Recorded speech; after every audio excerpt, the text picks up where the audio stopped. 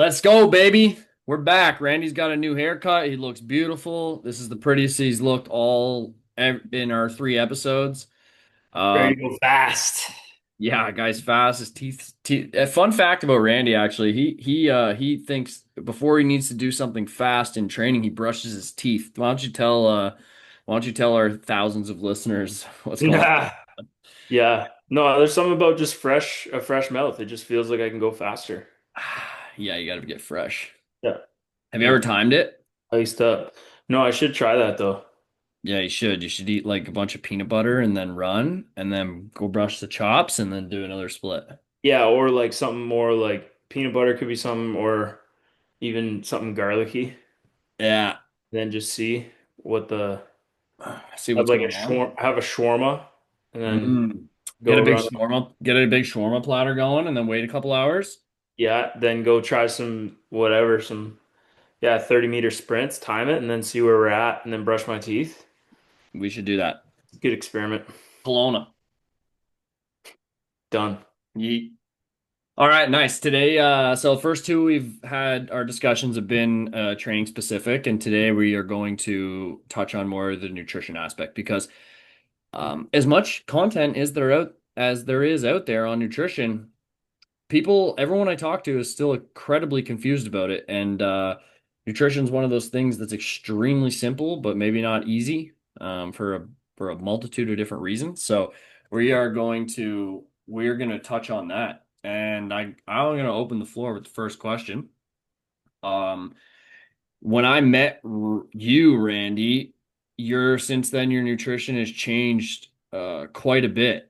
And I know that like when I first started talking to you, I was kind of already involved in I'd made some pretty significant changes with my food. I was eating organic at that time and stuff like that already. I was, trying to source like meats from different farms, and I was like really trying to put a huge emphasis on food quality. I was using a water filter. Like I was really kind of, what people would call granola before I think people called it granola.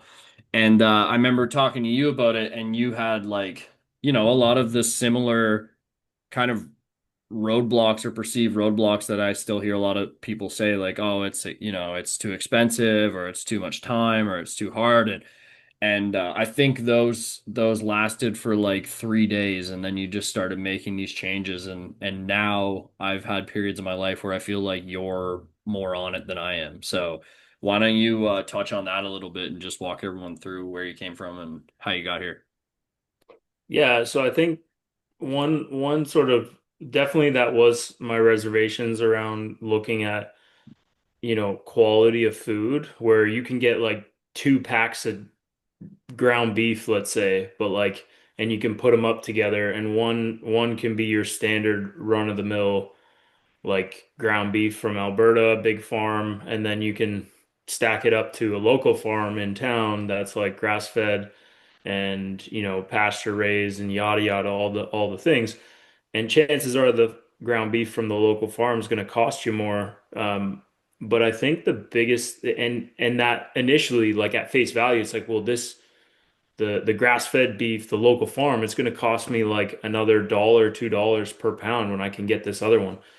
But then when you kind of, or when I was starting to eat like that with you, I think the biggest thing was like noticing a difference in the taste of everything, and then just like really just falling in love with that, like, and and really just being like, oh, okay, like there's definitely a noticeable difference in, meat quality, like right away I could notice it. Other things was like a bit of a slower bake, but definitely around meat, that was like a big one. And now I've never like now I just want to find the local farm. I want to go get to know them. I know it sounds ridiculous. Who's got time for that these days? But like, We I do. really, what's that? I said we do. Yeah, yeah, exactly. But I think like, it's funny you asked me that because I was thinking recently, just like, you know, when things changed for me surrounding, like I've always trained, or I've always played a sport, or I've always tried to like pursue physical activity, and it's just like something my body just naturally wanted to do, and I had a lot of fun doing it. And that was like something that was my, I would say my like my first love was just like experimenting with what I can jump off of, how high I can jump, how fast I can run from stop sign to stop sign or whatever it is, like things like physical activity, and then falling in love with sports. That was like where a lot of this started for me as a youth, and then going into like when I met you more early, I guess like what was that? That would have been like mid 20s or so. And I was still training and doing all the things, but I never looked at like the what I was fueling my body with, and akin to this conversation around nutrition. Yeah, I thought like, oh well, if I have a sandwich, like that's good, and if I have like my oatmeal, like that's good, and all those things are great, like they really are. Like you hit your basics, like master the basics first, and then like start to layer in these more maybe niche or like supplements, or just like or organic or free range this, all this other kind of stuff, supporting local farms. But I think the biggest thing that you helped me do was like falling in love with being healthy. Like that was like a big thing. Like it wasn't like a you should do this to feel this way. You'll feel so much better. It was more so like we would have these epic meals, okay? And then we would go and like, or we would run a hill around my old place. So Ty and I would go out and we'd sprint up this hill, like, and we'd do it, I don't know, I think it was like 10 times. And we'd try to see like how many times, or if we could get 10 times and try and beat our time each time. And we would do it like first thing in the morning. It's beautiful outside. It's like 7 in the morning. We're on this hill. We're sprinting up and down, totally gassed ourselves. Like maybe it took us about 20 minutes. But then coming back, we would have this like epic meal and just have great conversations, laugh, have a good time, and do all of that while sharing an epic meal. And then that just like that seemed to snowball, and then it became like, oh, like like having quality food with quality people is like the ultimate way to be healthy. And that's the thing that like I started to really fall in love with. And to this day I try to do it with Nat, my partner, and I try to do it with friends and family as much as I possibly can. And we did it when we were on the farm together. Ty and I worked on a small farm, and we shared lunch together with the people, with the staff every day that we were there. And so I think the main thing here, the big overarching thing, is like falling in love with being healthy and knowing what that looks like for yourself, because it is going to be different for everyone. But once I was kind of like there was a shift around that, spending an extra $5 on a pack of meat that's like legit was an easy decision, and spending money on the water filter that's only 200 and whatever it is. But I remember when we first talked about that, I was like, bro, like I get a Brita for $20. Why am I gonna buy this? You Yeah. know? Yeah. Um, but yeah, that's kind of where things originally started for me. Yeah. Yeah, I always get the question comes up and it's like somebody will ask like, "Oh man, nutrition really matters, eh?" Or like, "How much does nutrition really make a difference?" And it is I saw this thing today. It was like health is 50% or 10% training, 50% nutrition, and 40% managing your emotions. And I was like, that's pretty accurate. And nutrition is extremely important. It is the raw materials that you're putting in your body, and we're gonna try and compact like a ton of information into like a very short, easy, applicable, few kind of minutes worth of info that you can take from this and actually use it. But it matters a lot. And I think that when you're really young, like teen, obviously like youth, like youth, you see it in like kids. If you have them, they eat, sweets for breakfast and they have so much energy throughout the entire day. Like it's just it it matters, but you can get away with a lot more not really caring about it. Obviously through like, you're when you're really young, but through your teens as well, and then even like early 20s. If you're training and working out, you can get away with eating pretty well whatever, and as long as you're not under eating, you're gonna see great results. And then you start to hit kind of late 20s, and then you start to feel the effects of all of that, all those choices kind of building up. Because the thing is like people think of nutrition as this something that's either gonna give me body fat or take body fat away. And that's a really limited way of viewing it. Nutrition is helping the way your brain functions. It's helping your gut microbiome. It's helping your immune system. It's helping the ways your cells function. And if we want to look at the last, 2/3 of our life, our cell function is a huge thing. Our microbiome is a huge thing. All those things is the stuff that's going to make us feel younger as we get older. And if you don't prioritize nutrition early on, you're okay. But if you don't prioritize nutrition in your 30s, in your 40s, in your 50s, you're going down a really slippery slope, and it's best to get on that train as early as possible. And luckily, I got exposed to it. Like I grew up eating McDonald's all the time and eating, junk food for lunch all the time. And Szechuan sauce, baby. yeah. Yeah, like I didn't grow up in a healthy family. I didn't. Like I ate all the cereal for breakfast, like the cosmic brownies things at lunch, like puddings, like alphagetti. Like I ate, that's what I ate. Um, and then at 19, I realized like I was taking some courses and I realized like, holy crap, this is really important. And then I actually got rid of allergies that I had. I had really bad allergies from like grade 6 onward. And at 18, I got rid of them through diet. And that was the moment where I was just like, Crazy. oh, whoa, I was supposed to have these forever. Mhm. These are supposed to just be, stuff I deal with every year. And I got rid of them, and like and that's 12 years ago, and to this day I haven't had them. Mm. So that was a huge like eye opener for me with the nutrition. So it is extremely important. Yeah, and I mean, well, to kind of piggyback off of that importance, like, us talking about me, how it kind of changed my life in mid 20s, changed yours, and like just before you're hitting 20. What would you say is like kind of the like when thinking about nutrition, what are some of the biggest mistakes people can make when they're trying to, troubleshoot that area? Yeah, with working with clients on a nutrition basis, the worst mistake that you can make is have a bad breakfast. And the reason why that is because your breakfast sets the stage for the rest of the day. And if it like a bad breakfast would look like really low protein, next to no protein, a ton of carbohydrates, and a ton of sugar. That would be like a bad breakfast. There could be applications where that breakfast is good, like maybe you just had a really hard workout early morning, or you're an athlete and you can get away with eating more carbohydrates. But for most people, a really bad choice is to have a breakfast high in carbohydrates and sugar. And the reason why is because it's so easy to eat carbs throughout the day that if you don't get 30% of your daily protein intake in the morning, you're making it really hard to get it later on.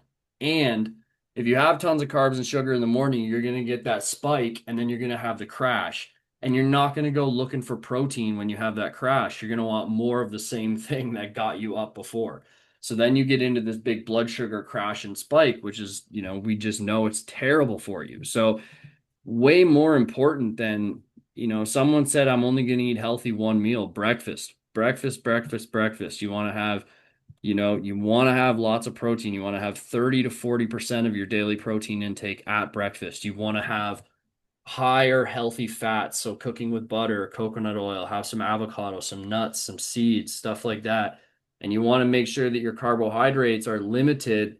You don't want to have that many. Like if you can keep it under 50 grams for your first meal, it's a great idea. And some of the carbohydrates that are really good, like lower glycemic index, so it means their sugar content isn't really that high, is like dark berries, fruits, honey is something that you can drizzle on for flavor, but you can still have good food. But by far the worst mistake you can make is having a standard breakfast, like your bagel with your butter and then your orange juice and your jams, and like it's just the normal breakfast food set people up for just a hectic rest of the day. That's sweet, man. Yeah, I'm liking what you're putting down in the sense that it's just confirming my own bias. I've been before my morning coffee, I have protein, and I've Hmm. found it's really helped me in a number of different ways. I think I love coffee, but I think sometimes coffee can be pretty hard on me in unique ways. And I feel like for me, having protein before the morning Joe is like it like blunts the I still get all the benefits, all the feels that I like from coffee, but I don't get like the negative sides of like it making me have the jitters or making me kind of like yeah, I feel like the coffee's kind of like making me feel like I'm like on edge Hmm. versus yeah, ever since I made protein the first meal of the day, it's been it's actually been a thing because I was fasting for a while Hmm. beforehand before my coffee and I'd have the coffee as my first thing so I'd have it with whatever the bulletproof and all that stuff and it was great and I'd be like humming all morning long but then I started to find like there was certain impacts it was having on my energy levels later on I was having crashes and all this kind of stuff so and now having protein in the morning and then having my coffee I feel like my afternoon crashes. I mean, I still nap, but like I'm just a napper. That's just something I'm always gonna do. But the crash is so less. Like it's not like one of those things where I feel like I can't go on and I need to lay down, you know? Yeah. So that's huge. And yeah, I love the emphasis you put there. And then what would you say? So I mean, for breakfast, that's like a big one, get the protein, but what are you mentioned some of those foods on the low glycemic index and things, but what are some foods that you would try to avoid if you were thinking about troubleshooting your nutrition? Yeah. Well, most people look at, dieting or hitting a health goal as something that they're going to have to get rid of a bunch of stuff that they like. And you know what? There are going to be sacrifices that you're going to have to make for sure, 100%. That's the harsh truth. Like the patterns you've had to get you to where you are clearly gotten you to where you are. And if you want to get somewhere else, you're going to have new ones. But the biggest thing that, I could sit here and say like bagels are bad, or cake is bad or dessert is bad. And I think we should all have a little bit of common sense around like eating too much junk food. But at the end of the day, nutrition is a game of numbers. Like if you're just coming at this brand new, getting your calories, your proteins, your fats, and your carbs under control is going to level up so many health markers for you. It's going to be really surprising how much better you feel just by doing that. And nutrition becomes a numbers game. So if you focus on prioritizing protein in the morning and you're setting yourself up for success and you hit your targets, you can actually manipulate what you're eating so that if let's say you're going to have like cake tonight, you can figure out like a rough idea of how many grams of, or how many calories are in that cake. And you can just like leave room during the day so you could actually eat it. Now, can you eat cake every day? I mean, sure, you could probably make a challenge of it to lose weight and still eat cake every day, but it's going to be a lot easier if you don't. It's going to be a lot easier if you eat nutrient dense food rather than just calorically dense food. So I think the foods that are bad are not necessarily bad. They're just if they're constantly putting you 4, 5, 600, 8,000 calories over your what your body actually needs, like yeah, it's gonna be really bad for you.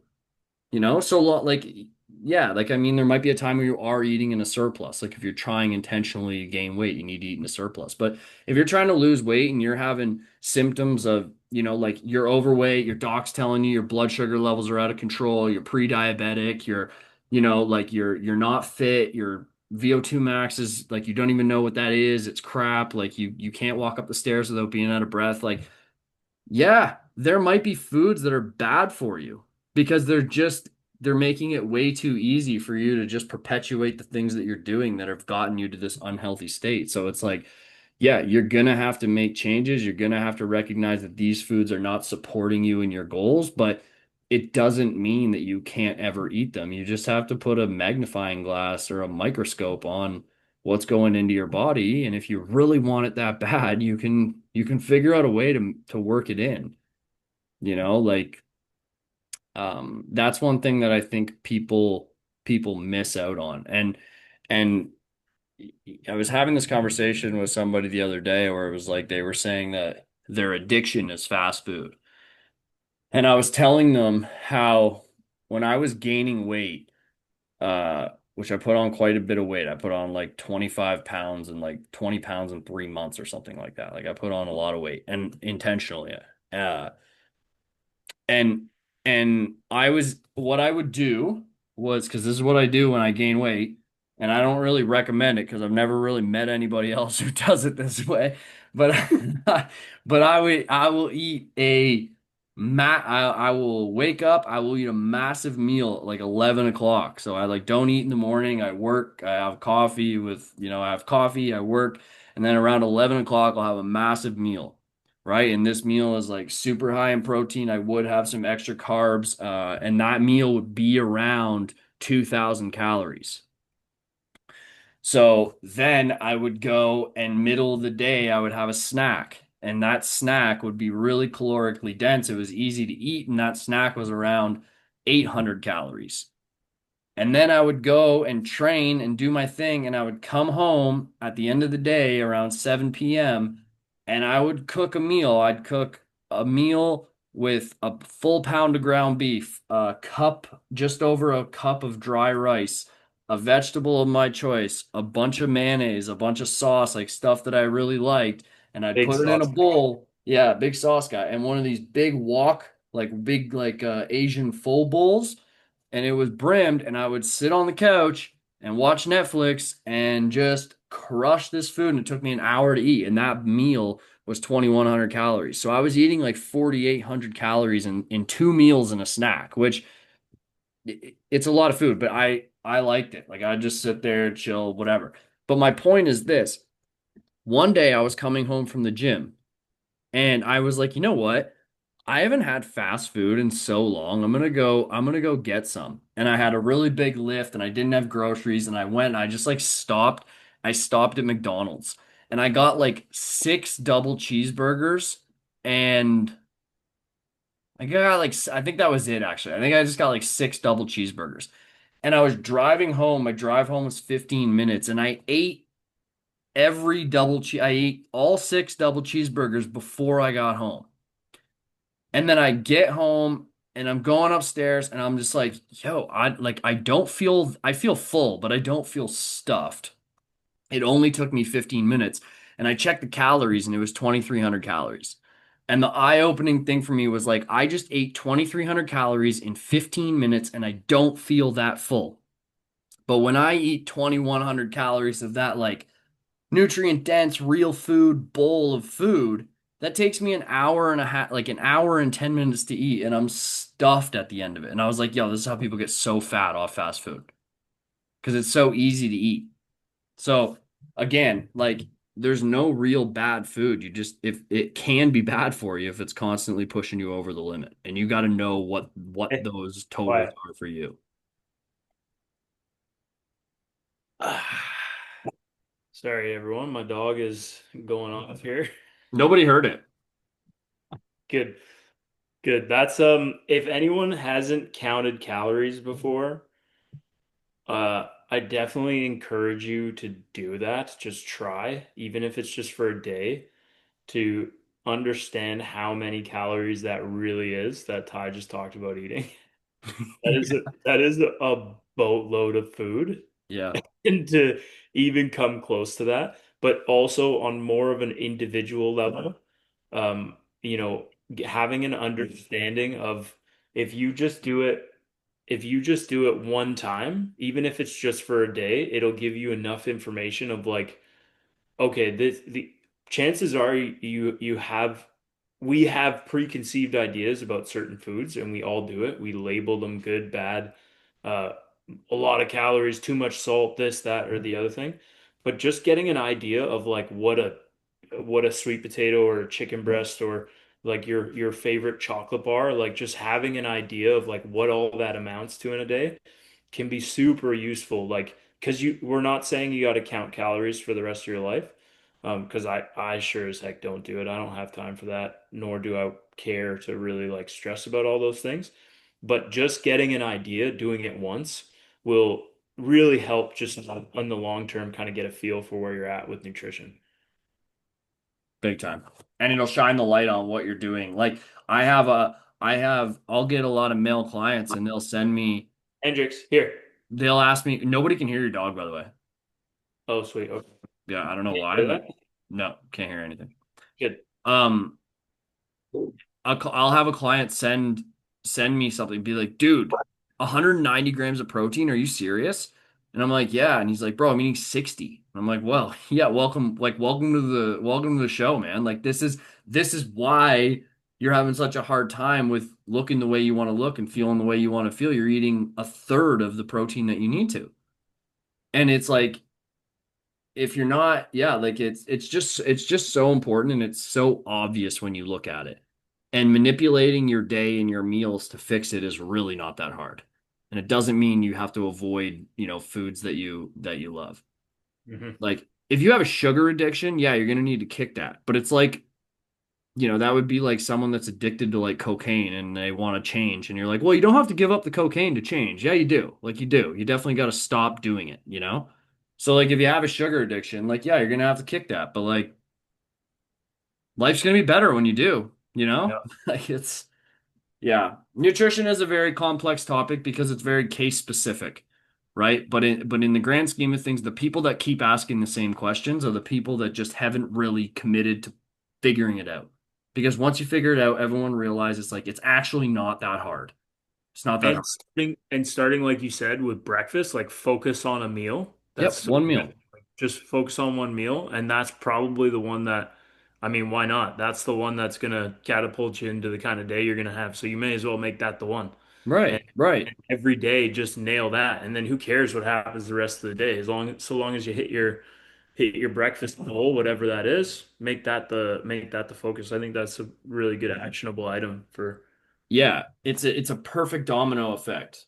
yeah. It'll get rid of that midday craving. It'll get rid of that midday crash. It'll make you be able to focus longer. Like it's like it just that perfect domino. It's not going to fix everything, but it's going to have a lot of like a lot of good future effects just by fixing that one thing. Boom. Love All right. Well, we are definitely over time. I could talk about nutrition for hours it. because I think this is the start of many more yeah. conversations around it. So All right. Well, much love to everyone. And Rand, you're the man and great haircut, bud. Cheers.